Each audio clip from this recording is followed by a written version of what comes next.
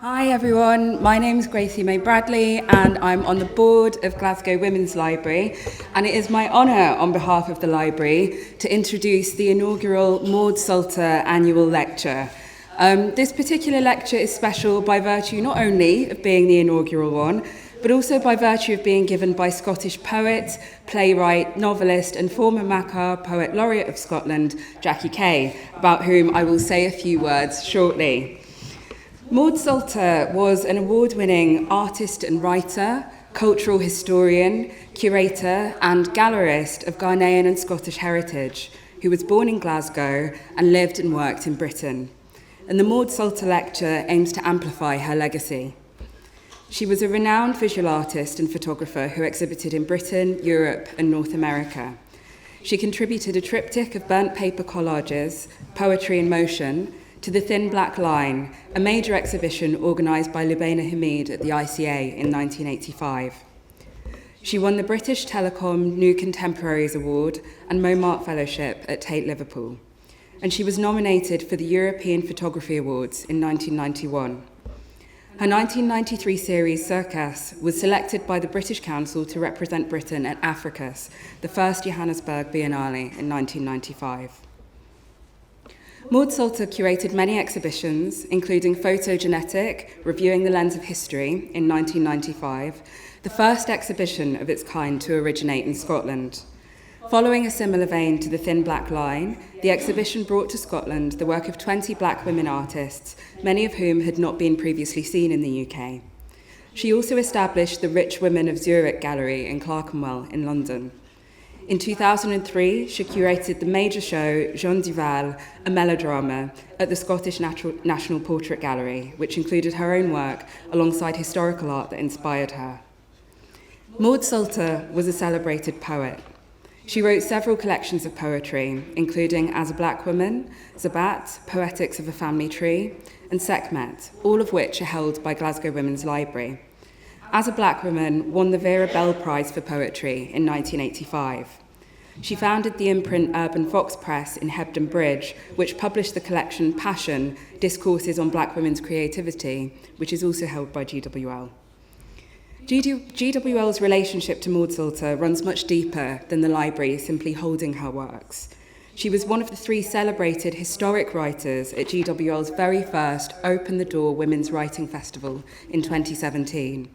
And GWL has continued to highlight her work in subsequent festivals and hosted a workshop about her life and work in collaboration with Rhubarber Gallery and Studios in 2021. She was added to the new Biographical Dictionary of Scottish Women in 2019, and GWL's co-director, Adele Patrick, wrote her entry.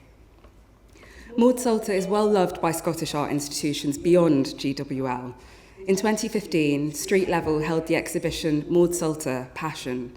It was the first detailed examination and exhibition of Sulter's work since 2003, with exclusive and unique access by the curators to the Sulter archive. Her art has been acquired by many Scottish public and private collections, including the Scottish Parliament, City Arts Centre Edinburgh, the McManus, Dundee's Art Gallery and Museum, and the National Galleries of Scotland. And now I turn to Maud Sulter's friend and this afternoon's brilliant speaker, who needs little introduction. Jackie Kay is a Scottish poet, playwright and novelist. She was born in Edinburgh in 1961 to a Scottish mother and a Nigerian father. She was adopted by a white couple at birth and was brought up in Glasgow, studying at the Royal Scottish Academy of Music and Drama and Stirling University, where she read English. Jackie Kay is known for her works Other Lovers, Trumpet and Red Dust Road, among others. She has won many awards, including the Somerset Maugham Award in 1994, the Guardian Fiction Prize in 1998, and the Scottish Mortgage Investment Trust Book of the Year Award in 2011. From 2016 to 2021, Jackie Kay was the Makar, the Poet Laureate of Scotland. She was Chancellor of the University of Salford between 2015 and 2022. As with Maud Sulter, GWL has many wonderful connections with Jackie Kay throughout the library's history. In 2008, Jackie, accompanied by singer Suzanne Bonner, launched Jackie's book, The Lamplighter. In 2010, Jackie launched her autobiography, Red Dust Road, at GWL, again alongside Suzanne Bonner. In 2014, Jackie was one of the 21 writers and 21 artists who contributed to GWL's anthology 21 Revolutions, New Writing in Print. And in 2019, GWL welcomed Jackie to read poetry she wrote in response to work by artists Hannah Leighton Boyce and Ruth Barker, which was on show at GWL. And some of Jackie's beautiful words from that collaboration are still on the walls of the library. And here in the morning light, shy dawn, I am siren and I am silence. I am suffragette and legend. I am kith and kind and your trusty friend. To mark GWL's 30th anniversary, Art UK commissioned a poem by Jackie in response to Ingrid Pollard's work and her exhibition No Cover Up, held at GWL in 2021. And Jackie's poem, A Life in Protest, in turn provided inspiration for GWL's Open the Door Women's Writing Festival in 2022. Jackie's brilliant new collection, Mayday, was launched at GWL in April 2024. It casts an eye over several decades of political activism, from the international solidarity of the Glasgow of her childhood, accompanying her parents' socialist campaigns, through to the feminist, LGBT and anti-racist movements of the 80s and 90s, up to the present day, when a global pandemic intersects with the urgency of Black Lives Matter. And so, without any further ado, please join me in giving Jackie the warmest of warm welcomes.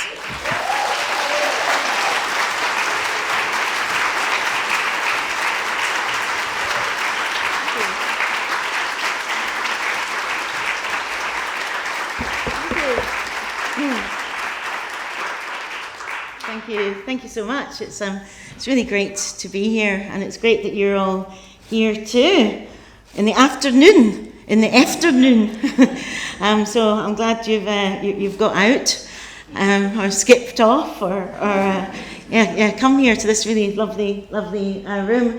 So this is the inaugural lecture on Maud Sulter. I hope that there'll be one every year by different people to come, and it's not usually something that I do give lectures, but I thought that I couldn't refuse the invitation because it felt so important to me to try and find a way to express some of the things that I want to say about Maud Sulter. So this essay is literally hot off the press. I was finishing writing the last bit of it in Citizen M, one of these big tables, about a couple of hours ago, and I haven't even yet read the whole thing through or timed it, but I'm hoping it will be around about 45 minutes. If it's much longer than that, I don't know what I'll do, but we'll see.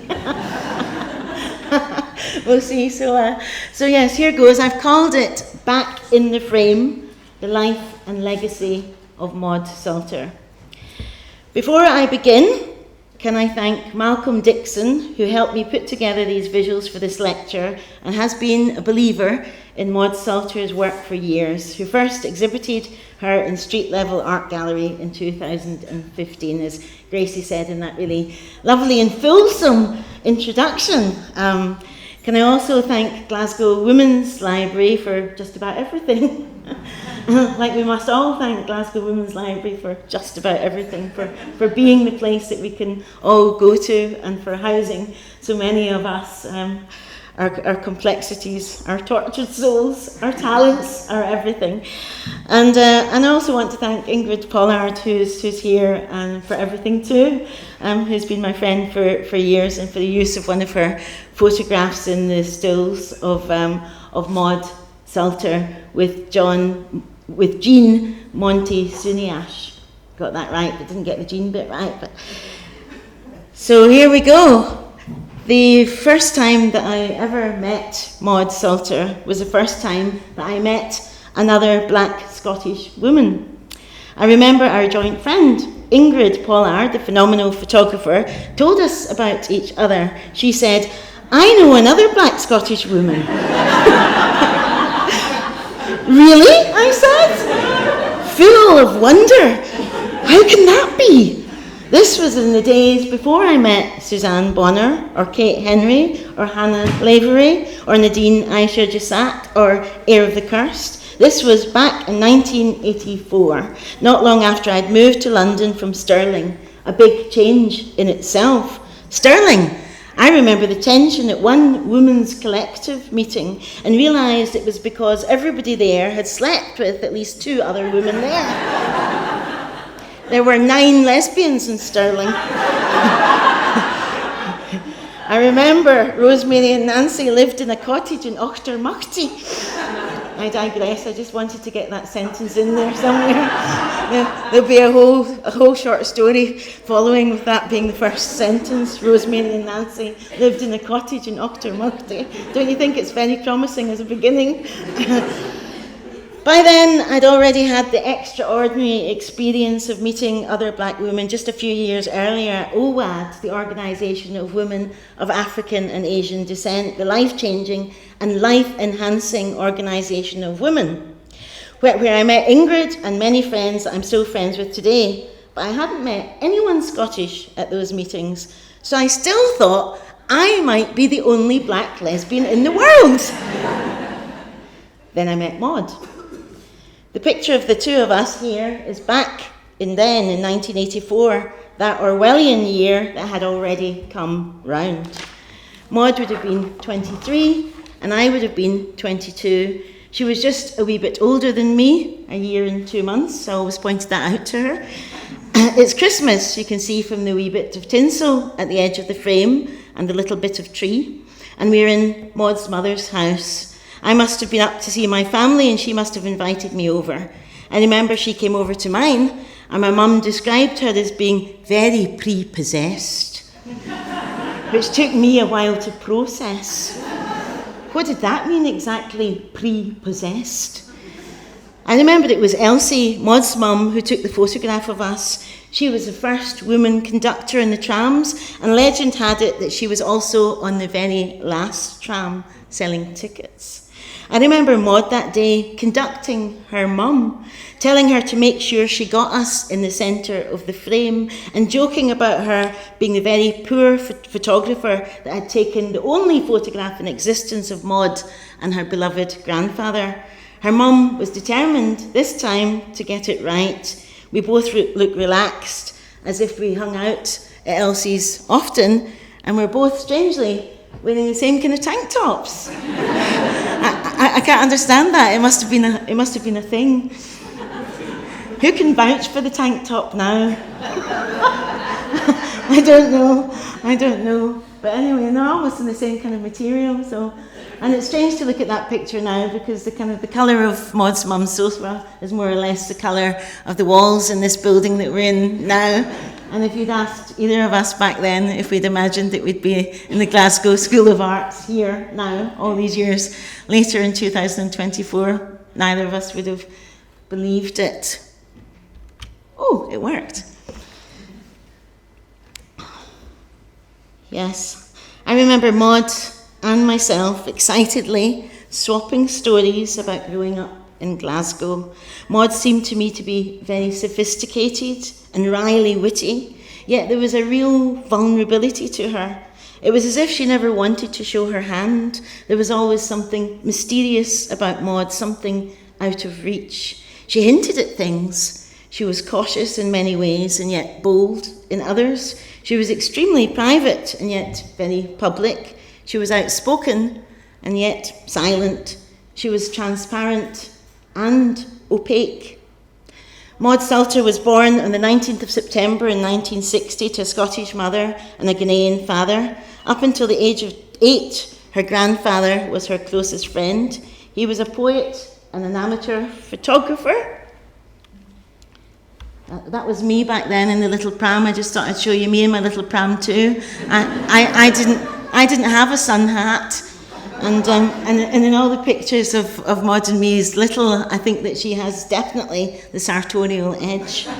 You can make your mind up about that as we go along through these pictures. There's Maud and her grandfather in the photograph that Maud had referred to that day back at Christmas time when we were in our early 20s, back in 1984. And she was frustrated by her mum's skills, but at least she has the photograph, or at least she had the photograph of her and her grandfather. But look at Maud in this pram, in her own small world, not yet knowing how could any of us, what the world would hold for her. But she has a sun hat on, as stylish even as a baby, and there's a parrot at the back of the pram. And the car to the side. The photograph is amazing. It makes you look again, and strangely, it introduces us to one of Maud's themes, the surreality of the photograph, the way that photographs don't always tell the truth. Who's to say how the parrot got there? If the grandfather rushed out, put it in the pram and then rushed back, we don't know. We don't know what's going on off the frame. But there's something magical and yet improbable about the parrot on the pram. And yet here it is in black and white. What makes photography a strange invention, John Berger said, is that its primary raw materials are time and light.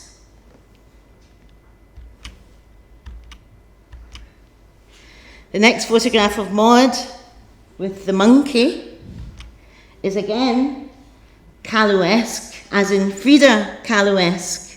I don't know why women don't get given those esques after their things, but Kafka-esque is quite normal to us. We should start doing it with women that we admire. We should just put an esque at the end of their name and get it into the lingo somehow, get it into the language. So the next photograph is the monkey, and isn't that a really strange and captivating photograph? It looks to me that it might have been taken in the Glasgow Emporium. I don't know how many of you have been to that building, but I was there recently on a tour of Glasgow, and they told me that the Emporium is still haunted by that monkey, which is quite a story, and it does feel quite creepy in there. There was something creepy and strange about the whole presence, you know, like you just had to keep going to your shoulder and thinking that something was jumping on your back. But I was never taken there as a child. Were you taken there, Suzanne, as a child? No. I was never taken there as a child. But I imagine that Maud would have been enchanted by the place, if that is indeed where it was taken, and by the idea of having a monkey as a friend. It seems totally bizarre that the Glasgow of our childhoods, just a skip and a jump away really, involved people keeping monkeys as pets. I remember the house down the road from me in Brackenbury Avenue, they had a monkey pet until the monkey pulled down all of the curtains. It took them weeks before they got the curtains back up. My mum said the monkey had to go, the railings came down with the curtains. But Maud would go on to become a great animal lover, passionate about animal rights. This is from her poem, Stand Up, Uncle Davy. Animals in captivity are lonely, you can tell if you look in their eyes. Do animals have souls? Is the Pope a Catholic? As we would say in the Gorbals. It's only boredom that makes any animal pay any heed to humans visiting a zoo, and only their spirituality keeps them from replacing passivity with fight or flight.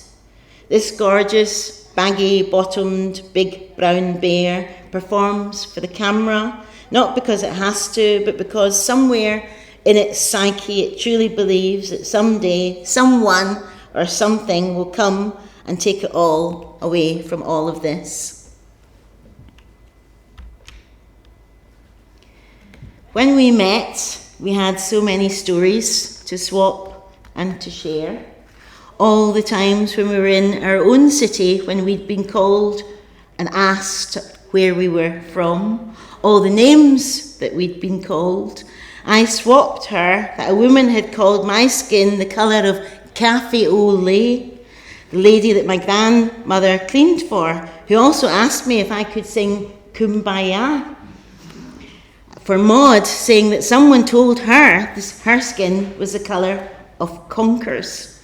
And yet both of us, even as wee girls, loved our country, loved the language, the Glasgow double. I'm not hungry, but I'm hungry, my mum used to say. And both of us, I'm not tired, but I'm tired. You could keep going with it. Gets quite funny if you put other words in there. I'm not sexy, but I'm sexy. Mum never said that, but I would have quite liked it if she had done. And both of us as girls desperately wanted to belong. We shared a keen sense of feeling on the outside of things whilst being inside. Even as wee girls, being black and Scottish was not simple. That's me with my brother in my back garden in Bishopbriggs. That's my brother Maxie. And that's me in my white coat that my mum was very proud of. I think she said she made it, but I don't believe that she could because the pockets don't look like she could have made it. She did make most of my clothes. There we are, there's Maud again.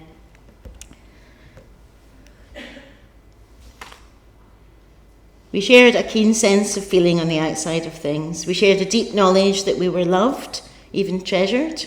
Even as wee girls, being black and Scottish was not simple. We were very visible in our white dresses and smart bags. I remember going with my auntie Peggy to the Annual Film Society's party, one floor up in the tenement. I remember the excitement of wearing a navy dress with a white collar and the amount of people who were extremely friendly to me. We stood out, Maud said when I told her this. We were visible and also invisible. In the posthumous exhibition of artwork showcased at Goma in 2022, Maud Sulter's proverse for Adwa Abusa Kezi, the accompanying plaque is inscribed with the words Asemomboni Uka Kayemi Fi, which apologies to anybody who actually speaks the language, that's just my phonetic pronunciation, which translates as a crucial matter doesn't stop at the linguist's house. It sits alongside two works for her Paris Noir 1990 series. Langston knew Paris well, and Gwendolyn Bennett in Paris felt homesick for New York. Just as the titles of these works give you an early idea of Maud's interests, of her reaching out across the seas to find a way back to herself. She looks very, very chic there, doesn't she? In these pointy shoes, and that dress almost looks like a kind of a compass or some mathematical thing at the bottom that would take you on a route back to yourself. And there she is, there in one of the frames from Hysteria.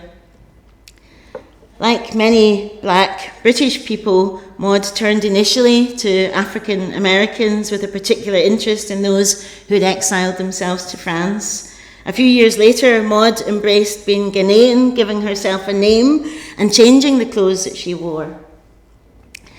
I haven't got any photographs actually of Maud in African prints, but if I ever do this lecture again, I'll probably find some. We were quite limited for some of the pictures that we could show you because the galleries own the rights to some of them, so there will be little missing spaces where your head just needs to fill it in. But I can tell that you're all up to that, just from the level of your concentration, just from the clever intensity that's in this room.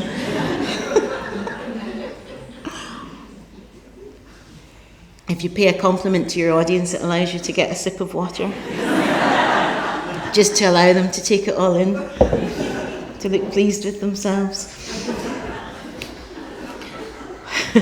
Maud Adwa Sulter Nana Benewa of Anno Royal Line was born at 1 o'clock in the morning at Southern General Hospital, Glasgow, Scotland, on the 19th of September 1960, under the zodiac sign of Virgo in the Chinese year of the metal rat. That's very Maud, that little poem, and it was called Destiny. I would see Maud at feminist events in London wearing African prints and quoting different African proverbs. To be honest, at the time, I felt very alienated from Ghanaian Maud.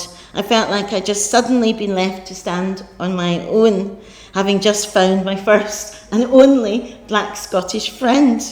I couldn't give myself an African name then or wear African clothes. I identified as black, as many of us did in the 70s and the 80s, an umbrella term that covered people of all colour, and at the time felt empowering and unifying.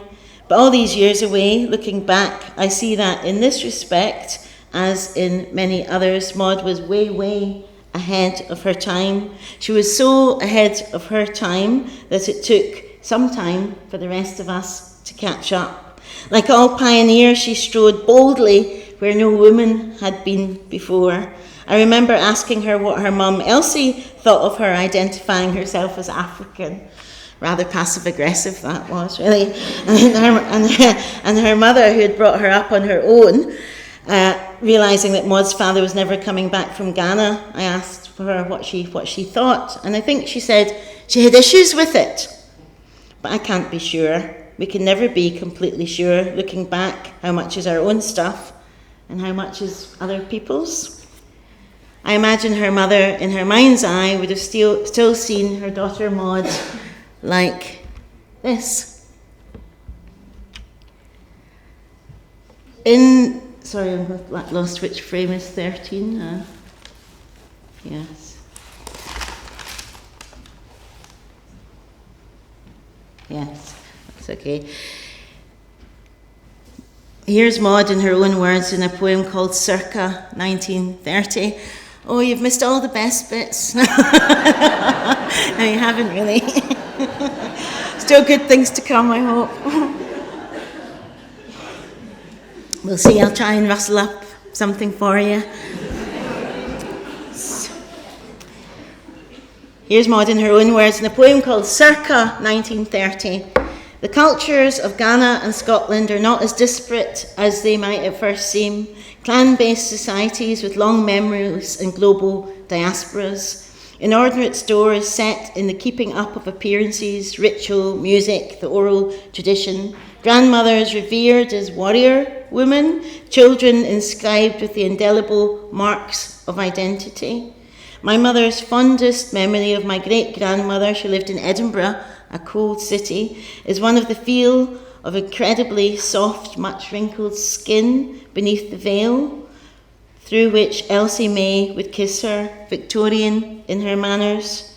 Repetition, being, is also a dual cultural trait. It is perhaps not inappropriate to rechant that the rigidist and conformist cultures of Ghana and Scotland are both clan-based societies with long memories and global diasporas. And ahead of her time, rather than see herself as being from two very distinct, different cultures, Maud chose to see the similarities between Scotland and Ghana, even down to the choice of cloth. Clan-based societies with long memories of global diasporas. The exploration and continuing presence of Africa in Europe is one of her principal themes, explored through a variety of media and mediums, through poetry and prose and plays, through photography and what I might call theatrical photography, through the self-portraits, arresting as we gaze at them across time, telling us something different on any given day. There's Maud having dinner. And there she is. I think that's an extraordinary photograph. And there's Maud with Lubena. And this is the exhibition that was at the street level gallery.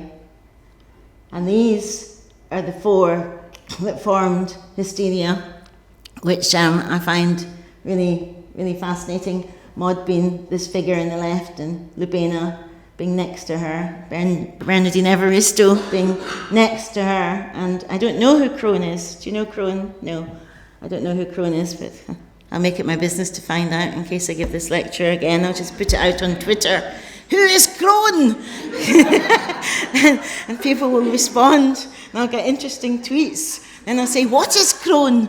And then I'll get even more interesting tweets. Because in any given day, we might describe Crone differently.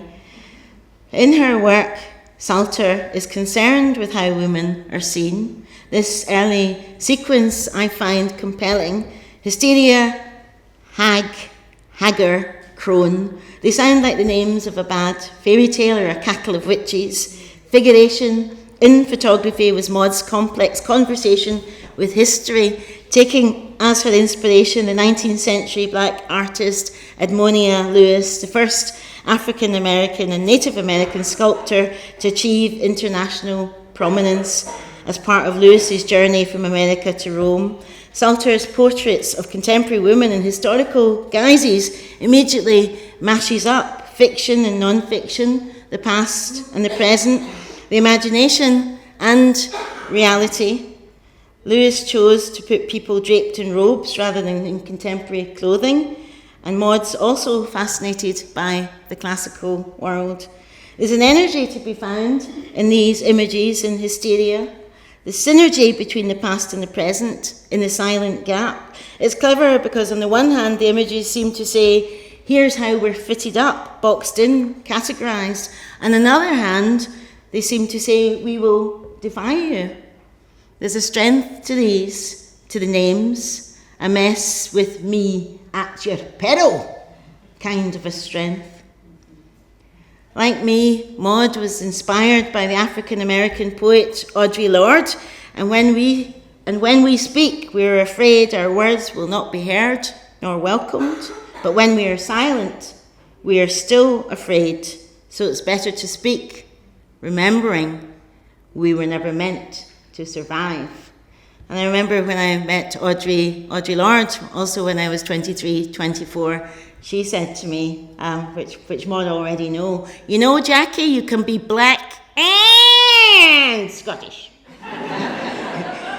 You don't have to choose. And that was a kind of really, really extraordinary, kind of life-changing moment for me. Along with her, actually, when I went to visit her in Staten Island, to just say this for any Audre Lorde fans in the audience to get very jealous. What? You visited her in Staten Island? Yes.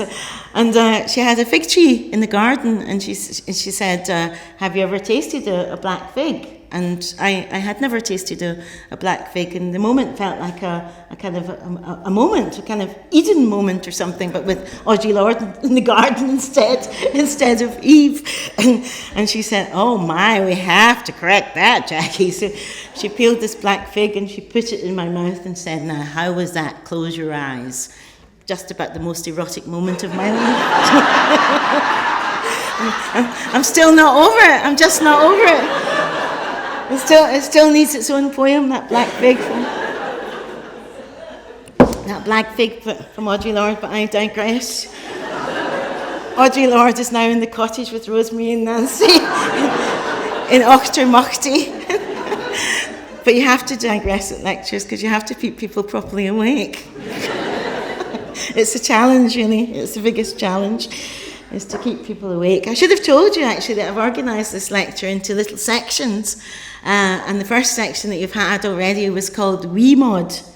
And the second section was called something else, I can't remember. And this section is now called Multiple Maud.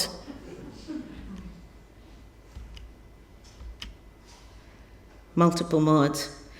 Take the other day, I was in the Scottish National Portrait Gallery to see Jean Duval, a melodrama, 2003, in the flesh. Maud's self-portraits as Baudelaire's muse. I was struck this time by the knowingness of her stare. It was as if she was looking straight at me into her future, as if she absolutely knew that the route to black women artists being seen was actually through the past. If she could locate her many muses in ancient times and show the muse for astrology or dance or song as being an African woman, she could also propel us into the future. There is no future without a past, but if your past is obscured, obliterated, undestroyed, if you've been written out of it and made invisible, then the only way to start changing that narrative is to put the black woman back in the frame. Toni Morrison once said that there was more future in the past than there was in the future. I remember reading that years ago and not completely understanding it. But when the other day I stood staring for some time at the two Mauds in front of me, I got it completely. Maud and the woman in her series of extraordinary portraits, Sabat 1987, are both ancient and modern, and even postmodern. Strange, because there's a picture of me in the National Portrait Gallery too, and a head. And the other day when I went into the toilets there, this woman said to me, "Oh, it is you! I've just been looking at you at heat." So I'm somebody who can actually say the heat's a war and mean it. There's Maud's mum, which I love that photograph of her. She too looks as if she knows that we might be looking at her now in Glasgow School of Art, all this time away from that picture. It's got a lovely brooch on, in the same position as Maud's brooch in that tank top earlier.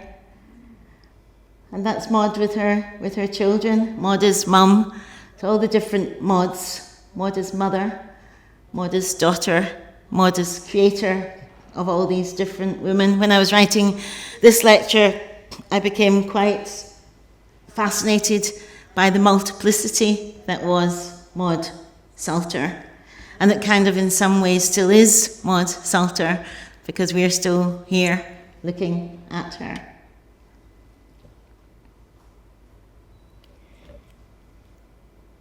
Some of the women that she portrayed in this Sabbat series, there's a Dorothea Smart on the far right, and Maud in the middle. And does anyone know who this woman is on the left? Her name? Yeah. But some of the women that she portrayed in this series were very well known even then, like Alice Walker or Bonnie Greer. And Bernadine Evaristo wasn't really that well known at the time, but is, of course, very well known now, as if Maud had a kind of a sense of prescience about who she put in her frames, and them, in a sense, those women also coming into being. Lubena is in a lot of her work. Lubena since has won the Turner Prize, the oldest artist to do it and the first woman of colour to win the Turner Prize. She said then that it was too little, too late, and that it would have changed her life as an artist if she'd had that kind of recognition much, much sooner. I love this copy here of Spare Rib. I don't know how many of you still pine for Spare Rib, but it was an extraordinary magazine, and just looking at the different articles that were in there, I think I would have really loved to read Big Mama, Another Hairy Tale, because the mind really does boggle. Big Mama, Another Hairy Tale sounds like it could also be like a song, and sung to like a good bass beat, but I'm not going to do that for you. We'll let Suzanne do that later. Big Mama, Another Hairy Tale. And Postcards from the Edge, I remember that whole series that they did of Postcards from the Edge. It became really, really fascinating. So yes, Spare Rib, I remember writing reviews for way back in 1983 and being sent to interview Carol Churchill for them when I was in my 20s, and also going to be sent to interview Maya Angelou, but that was for Marxism Today. But it's strange to think of these days just also being a skip and a jump away. There is a sense of these pictures being just as much in the future as they are in the past. And some of the women are very, very recognisable. I like the ordinariness of the photographs too that we had of Maud, that we see of Maud in her life, of her being out to dinner and her just living her life. And I would love to have been able to present more of those kind of photographs to you so as you could get a really full picture. The kind of Maud that wrote a simple little lyric poem like this, quote, if leaving you was as easy as the falling in love with a total stranger, not total, our blackness, a bond before speech or encounter, I could walk from you now into the hustle and the bustle of Waverley Station, and checking my ticket, depart.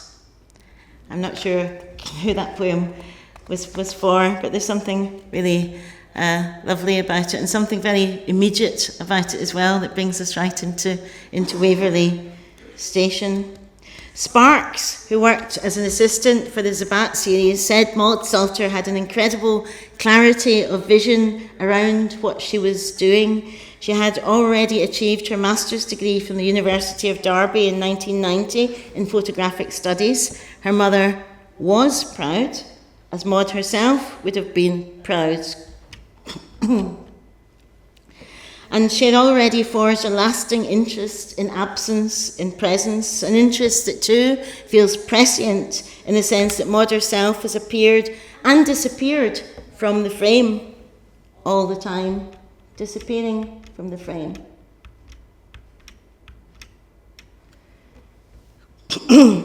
She was interested in the representation and the experiences of black women and black people in the art world. Zabat was created for the Rochdale Art Gallery to commemorate the 150th anniversary of the invention of photography, alongside a series of prose poems entitled Zabat Narratives. The term Zabat was coined by Maud. She thought of it as black women's rite of passage. I get quite good at this. I could become quite addicted to this and just be skipping about the place, back and forth. Yeah, you wouldn't think it was the first time I'd ever worked one of these, would you? You would probably.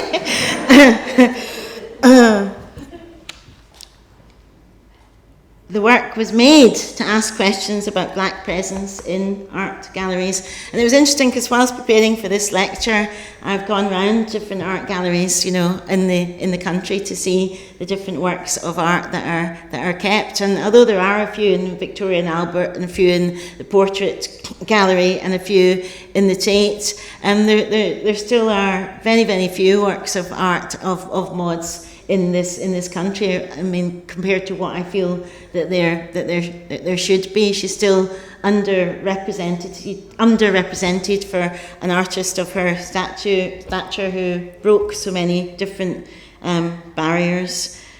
So we're hoping that this kind of thing will change that. Lubena in the Zabat series is a muse of astrology. Fittingly, this is one image I can't show you, so you'll just have to imagine it, or when you get back home, look it up, because you can go on the V&A's website and see all of these different images. Fittingly, she's dressed in an African print of light and dark blues, and behind her, the background mirrors the sky. Again, a complex and yet beautiful portrait, at once ethereal and yet real. Again, Sulter puts her woman in the centre of the frame, as if to say that if you can be made visible, your environment too will be made apparent. The centre and the margin will then be almost indistinguishable. Maud will have brought all her muses in from the cold. She has a look in her eyes, Lubena, that stares fearless at us into the future. Consider me, Urania seems to be saying, for I am the past and the present. It is I who hold the secrets to the stars. In putting her woman back in the frame, Sulter questions not just their absence from the galleries, but the fact that we've never seen the like before, the absence from history. Her work cleverly locates them in the past and allows us a different future. Maud Sulter's pioneering work poses a series of questions about the world we live in now and the one our ancestors lived in. It's as if Sulter has time travelled to the past to fill in the gaps. There's future in the past. The sacred song of our ancestors is not a single song. It is a melange of songs, fragments returning to wholeness and back to fragments to create a new song out of an old song.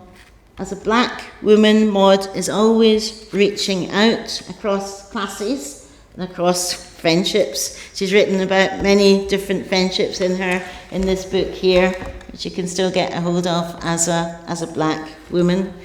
So now I'm on to my final little section, which is just 2 pages long. I don't know why I say that to you, because most of you look like you're still engaged. Only 3 people are asleep, but I won't point them out. I won't point them out since they haven't yet started snoring. So this is a section called Future Maud.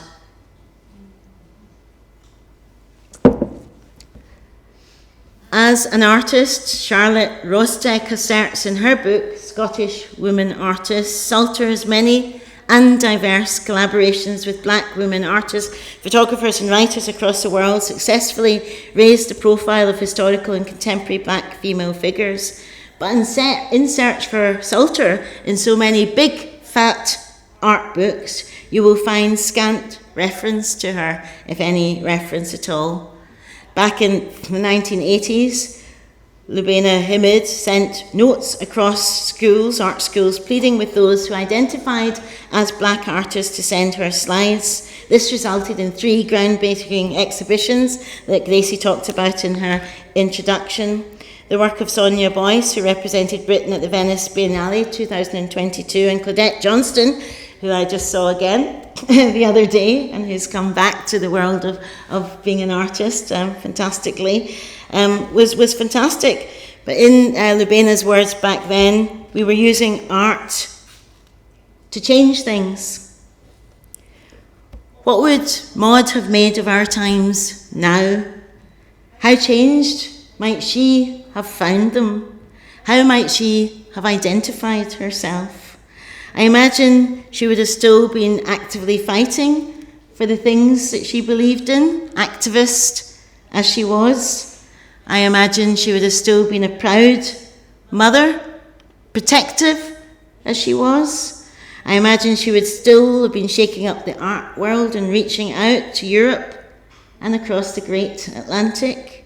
She would have been interested in her afterlife, most definitely, in the ideas that her work still has legs and lives on, that a whole group of young people are just discovering her, that the future, if anything, holds more of groups like the Rubaba Collective being inspired to make films of her. You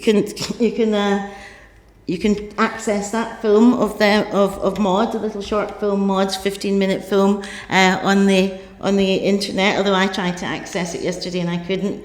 I came across, in that frustrating rabbit hole that you do on the internet, I came across, though, instead, a podcast of people talking about the film, which was kind of fascinating in its own way, but not exactly what I was looking for.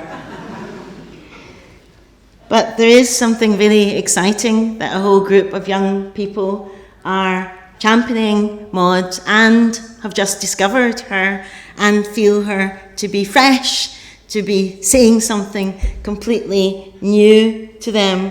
I was really struck listening to this podcast just how inspiring the collective found her and how shocked that they were that they hadn't known of her. Her work still drew them in. It still had life in it. For hers is a galvanizing, inspiring voice, still talking to us, as if she had heard the wonderful African-American artist Faith Ringgold, who died recently, say, "You can't sit around and wait for somebody to say who you are. You need to write it and paint it and do it." Whatever the future holds, let Maud Sulter be present in it. Let her talents, her wisdom, her internationalism, her complexities firmly stay in the future's frame. Let her work garner the gaze it deserves. Let us pull Maud back in the frame, in from the chill winds of our history, present again after all the absences and all the forgettings. It is not just Scotland that should know about and celebrate our own daughter, but the world. It's not too late for Maud Sulter to have the whole wide world in her hands. In the words of Sweet Honey in the Rock, a collective that Maud loved, your children are not your children. They are the sons and daughters of life, longing for itself. They come through you, but they are not from you. And though they are with you, they belong not to you. You may house their bodies, but not their souls, for their souls dwell in the place of tomorrow. Maud Sulter died at the age of 47 in February 2008. let us, as we can see here in her work, keep her very much alive and kicking. Thank you very much.